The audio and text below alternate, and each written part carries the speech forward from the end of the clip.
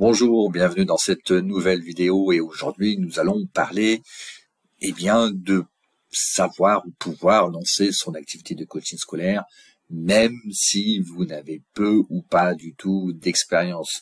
Je fais référence à la formation gratuite que je propose, d'ailleurs vous avez le lien en description, et j'ai reçu pas mal de commentaires sur cette formation d'une heure parce que certains m'ont dit mais comment il est possible de développer son activité scolaire en n'ayant aucune expérience, mais c'est pas possible, c'est de la tromperie, etc., etc.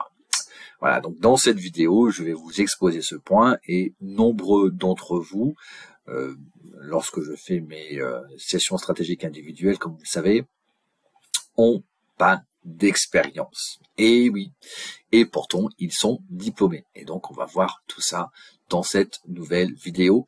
Et au passage, je vous souhaite donc mes meilleurs vœux pour cette nouvelle année 2024, la santé surtout et le bonheur. Allez, c'est parti. Et d'ailleurs, je rebondis sur les commentaires qu'il y a eu, c'est quand on dit comment développer son activité de coaching scolaire sans expérience. Évidemment, quand on dit sans expérience, ça renvoie à l'incompétence. Évidemment, quand on n'a pas d'expérience, on est forcément incompétent. Donc l'incompétence, donc vous n'avez, donc quand je dis vous n'avez sans expérience, ça veut dire que vous n'avez jamais accompagné de jeunes, ou si vous avez tant soit peu une expérience, bon, vous en avez, elle est toute petite, un ou deux jeunes accompagnés, voilà, ça fait vraiment très très peu. Donc vous n'avez pas de compétences vu que vous n'avez pas d'expérience. Et donc la question se pose, mais comment proposer une prestation si vous n'êtes pas compétent ou si vous n'êtes pas compétente, évidemment c'est quand même relativement difficile. D'ailleurs, il y a toujours la petite voix, mais est-ce que je ne vais pas tromper les gens si je n'ai pas de compétences? Donc il y a un problème normal de légitimité. Et c'est comme ça d'ailleurs que se manifeste le syndrome de l'imposteur. Parce que comme vous n'avez pas de compétences, vous n'avez pas d'expérience, proposer vos services, c'est un petit peu difficile en fait. C'est vraiment sortir de sa zone de confort et vous avez probablement l'impression de tromper les gens. Qu'est-ce qui se passe quand vous avez votre diplôme? Donc vous avez fait une école de coaching, vous avez fait le module de coaching scolaire, bon voilà, que vous êtes diplômé, donc RNCP ou pas. Dans ces écoles, et d'ailleurs c'est pas leur rôle, donc vous voyez un savoir théorique, vous faites des exercices, mais vous n'accompagnez pas forcément de jeunes. Alors peut-être, je les connais pas les écoles toutes, mais moi quand j'avais fait mon école de coaching, on avait fait des exercices entre nous, il y avait aussi des volontaires justement pour faire des simulations, mais on n'avait pas accompagné véritablement de personnes, même si c'est une très très bonne école de coaching d'ailleurs, j'en suis ravi de l'avoir faite. Donc là aussi, vous n'accompagnez pas de jeunes, ou alors vous faites des simulations quand vous faites votre module de coaching scolaire dans ces écoles-là. Et c'est normal, parce que le but d'une école, c'est ne pas de vous trouver des clients, bien entendu. Donc, vous n'avez jamais, dans des écoles de coaching scolaire, vous n'avez jamais été en situation de créer une offre, de proposer votre offre à des parents qui vous payent. Non, c'est pas comme ça qui se passe. Donc, factuellement, lorsque vous sortez d'une école de coaching, lorsque vous êtes certifié, RNCP par exemple, vous n'avez aucune expérience réelle. Vous avez, je me répète, vous avez fait des simulations, vous avez fait des exercices, on vous a évalué, mais pas de situation réelle, donc pas d'expérience. Il y a quand même une différence entre accompagner un jeune dans le cadre d'une formation, où là c'est un petit peu, on va dire, facilité, et vraiment proposer une offre à des parents, donc vous êtes payé et vous commencez sans filet. Donc factuellement, vous n'avez aucune expérience quand vous sortez d'une école de coaching scolaire. Donc évidemment, c'est normal, parce qu'il faut bien à un moment se former et commencer par quelque chose. Voilà. Donc, vous n'avez quand vous sortez d'une école, vous n'avez qu'un savoir théorique et un diplôme qui vous donne l'illusion de la compétence. Mais en fait, non. Le diplôme valide un cursus. C'est tout. Et donc, quelle est la solution? Eh bien, évidemment, la solution, c'est de vous lancer. Il y a un moment, il va falloir sortir de vos zones de confort. Vous n'avez pas le choix. D'ailleurs, à ce propos, je me souviens, j'ai reçu en session stratégique individuelle une dame qui avait ce syndrome de l'imposteur, et ce qu'elle faisait, au lieu de se lancer, elle enchaînait des formations de coaching. Alors elle avait plein d'outils, mais en fait c'était sa façon justement d'essayer de sentir qu'elle était légitime. Et en fait non, je lui ai dit il faut vraiment se lancer, parce que si on se lance pas, il y a un moment, il y a un point particulier où forcément on manque d'expérience, on doit l'acquérir, et quelque part on est un petit peu incompétent. Et donc, ça demande de sortir de sa zone de confort. Et ça implique, bien entendu, de faire des erreurs. C'est tout à fait normal. Et être impatient et indulgent, parce que vous aurez besoin de temps et de motivation. Pourquoi? Tout simplement, c'est que quand vous avez fini votre école de coaching, on vous lâche. Donc le but de l'école et le rôle de l'école, ce n'est pas de vous donner des clients, ce n'est pas de vous apprendre aussi le marketing. Donc c'est à vous de vous lancer, c'est à vous de faire votre expérience. Et évidemment, vous allez faire des erreurs, vous avez un savoir théorique que vous appliquez, mais entre le savoir théorique et l'application, il y a un monde. Vous allez faire des erreurs. Le problème, c'est que ces erreurs doivent être déjà, repérées, donc conscientisées, et 2, corrigées. Et évidemment, ce process prend beaucoup de temps.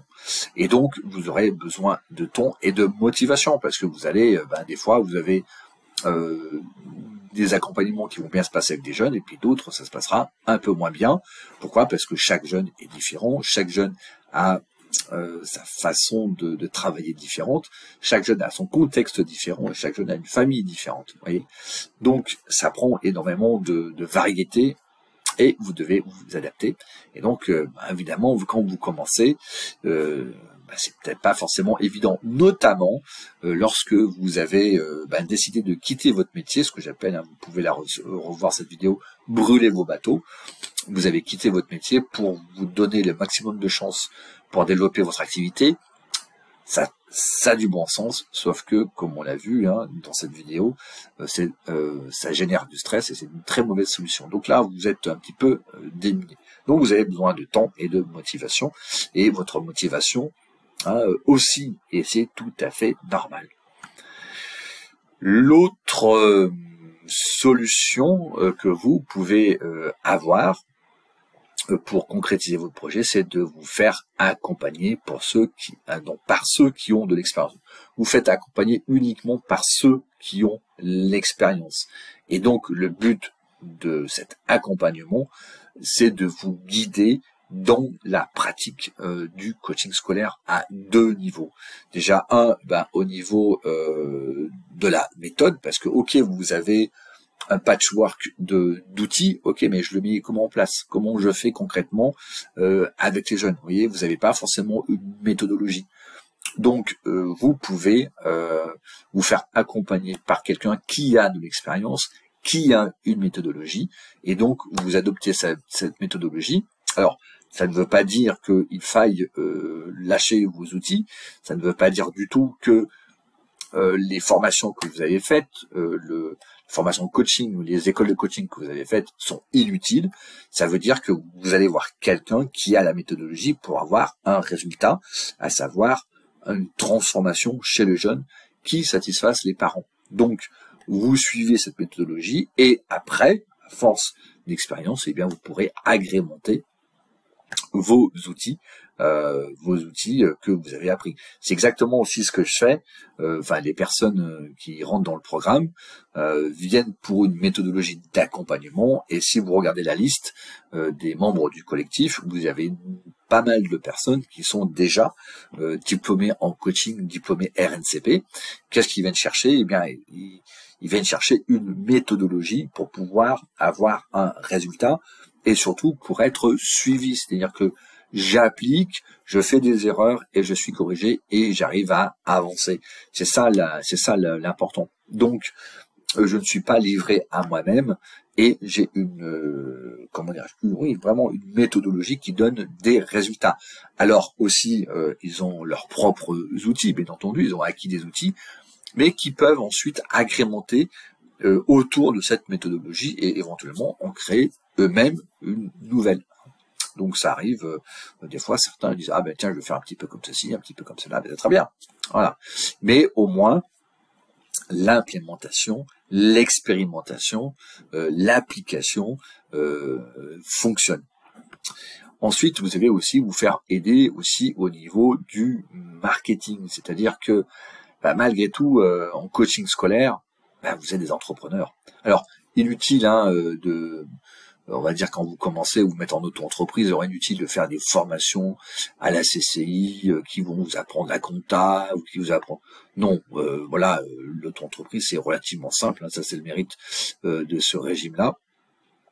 Et puis attention, vous pouvez prendre aussi des cours de marketing, mais ce qui compte ici, c'est pas des formations, c'est d'être accompagné. Là aussi, si vous prenez une formation en marketing, quid de l'application? Vous voyez, moi par exemple, concrètement, j'ai pris des formations en marketing et beaucoup. Rarement je les ai suivies jusqu'au bout et rarement je les ai appliquées. Pourquoi? Parce qu'on est livré à soi-même. Quand on applique, on fait des erreurs, c'est décourageant. Donc tout a changé vraiment lorsque je me suis décidé de me faire accompagner avec une méthodologie. Tu commences par A, tu fais B, tu fais C. Voilà, A, il y a des erreurs pour arriver à un résultat. Et c'est pour ça que même je recommande toujours l'accompagnement par rapport à une formation lambda où on est livré à soi-même.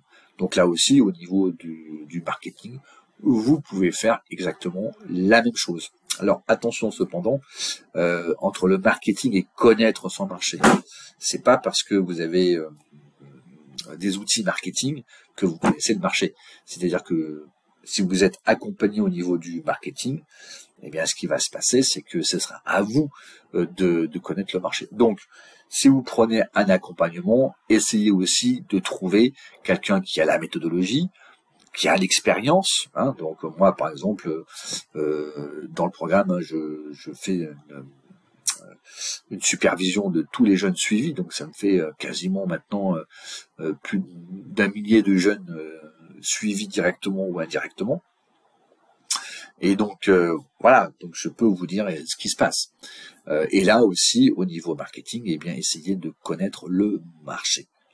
Donc adressez-vous aussi à quelqu'un qui a l'expérience, qui a vendu des sessions de coaching scolaire à des parents et qui sait comment ça fonctionne. Il y a une différence entre connaître les outils marketing, vous aurez des outils, voilà, c'est à vous de les appliquer, donc on retombe dans le même problème, et un accompagnement par quelqu'un qui connaît le marché parent. Donc là, vous n'aurez pas besoin de vous transformer en marketeur, parce que c'est un peu le problème. Quand vous faites une formation marketing, vous vous transformez en marketeur, vous sortez de votre métier de coach scolaire, d'accompagnant. Donc c'est pas forcément agréable, c'est pas forcément ce que vous voulez. Donc vous faites-vous accompagner, je le répète, mais faites-vous accompagner par quelqu'un qui vend des accompagnements en coaching scolaire. C'est là. Donc la personne connaît sur comment communiquer aux parents, qu'est-ce qu'il faut leur dire, les erreurs à éviter, etc., etc. Là, c'est vraiment très précieux. Et comme je vous disais, être coach scolaire, c'est aussi être entrepreneur. Donc, recherchez un accompagnement qui vous mâche le travail et où vous n'avez pas à vous travailler les méninges sur comment je vais communiquer aux parents, qu'est-ce qu'il faut que je fasse pour acquérir des clients, etc., etc. Vous voyez. Donc, plus le travail est mâché, plus vous avez, vous appliquez et vous êtes corriger, vous faites des erreurs, vous êtes corrigé parce qu'en fait, on fait tous des erreurs, vous ne pouvez pas apprendre sans faire d'erreurs. Donc c'est hyper important. Voilà, donc c'est tout pour cette vidéo. Donc, ne stressez pas si vous n'avez peu ou pas d'expérience. C'est normal, à un moment, il faut commencer. Attachez-vous à la mise en pratique de ce que vous avez, comment dirais-je, vu dans des écoles, dans vos formations. Ces écoles, je le répète encore et encore, leur but c'est vous donner un savoir théorique tant qu'ils peuvent. C'est pas forcément facile pour une école d'avoir des jeunes. C'est pas même leur rôle. Donc voilà, et puis ensuite deux voies possibles. Vous commencez tout seul, vous lancez, vous sortez de vos zones de confort, soit vous décidez d'être accompagné pour éviter justement le temps perdu, pour avoir une méthodologie à appliquer, parce que rien ne vaut d'être accompagné par ceux qui ont l'expérience. Voilà, c'est tout. Likez si vous avez aimé, abonnez-vous à la chaîne et je vous dis à très bientôt pour une nouvelle vidéo. Ciao!